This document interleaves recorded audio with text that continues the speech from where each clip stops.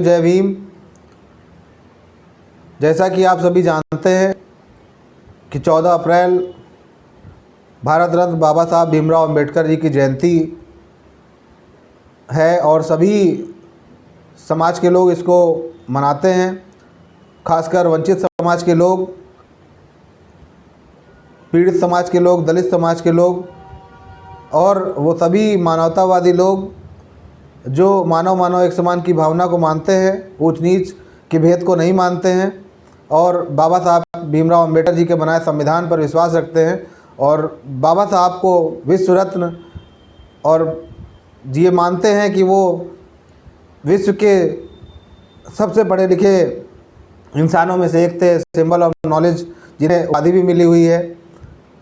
ऐसे महापुरुष की जयंती पूरा वंचित समाज, हर समाज के लोग इसको मनाते हैं और ये गांव में, नगरों में, शहरों में रैली के माध्यम से, छोटे छोटे कार्यक्रमों के माध्यम से उनके गीत गाए जाते हैं, उनकी रैलियाँ निकाली जाती है, लोगों को जागृत किया जाता है, बताया जाता है।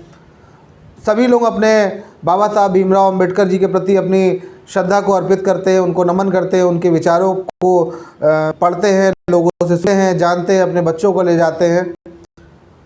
लेकिन 2025 में बाबा साहब की जयंती को मनाने से रोकने के लिए प्रशासन का जो रवैया है ये बहुत ही चिंताजनक है और निराशापूर्ण है कि प्रशासन आज बाबा साहब की जयंती मनाने से लोगों को रोक रहा है। धारा 144 का कहीं पे लगाकर उनको रोकने का प्रयास किया जा रहा है, परमिशन रोकी जा रही है, रैली नहीं करने दी जा रही है, कार्यक्रम नहीं करने दिए जा रहे हैं।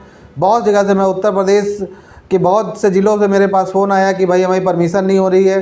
माननीय प्रदेश अध्यक्ष जी ने भी अपने संबोधन में मुख्यमंत्री जी से निवेदन किया था और हमारे राष्ट्रीय अध्यक्ष, आज़ाद समाज पार्टी के राष्ट्रीय अध्यक्ष भाई चंद्रशेखर आज़ाद जी ने भी पत्र के माध्यम से और सोशल मीडिया के माध्यम से भी योगी आदित्यनाथ जी से निवेदन किया था कि आप बाबा साहब भीमराव अंबेडकर की जयंती उनके अनुयायियों को मनाने दें।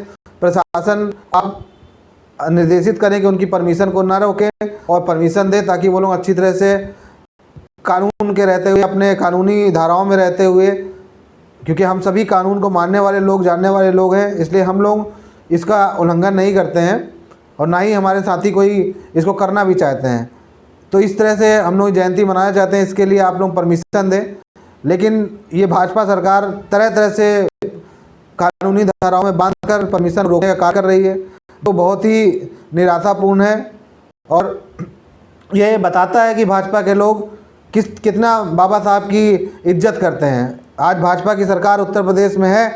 सरकारें तो लोकतंत्र का एक जरिया है, कभी सरकार पक्ष में रहती है, कभी सरकार किसी और की रहती, सरकारें आती जाती, कभी कोई पक्ष में रहे, कभी कोई विपक्ष में रहेगा। लेकिन जब जिसकी सरकार है वो आज कितना बाबा साहब को मानता है, कितना बाबा साहब के प्रति सम्मान है, वो तो आप सब लोग समझ ही रहे हैं, देख ही रहे हैं।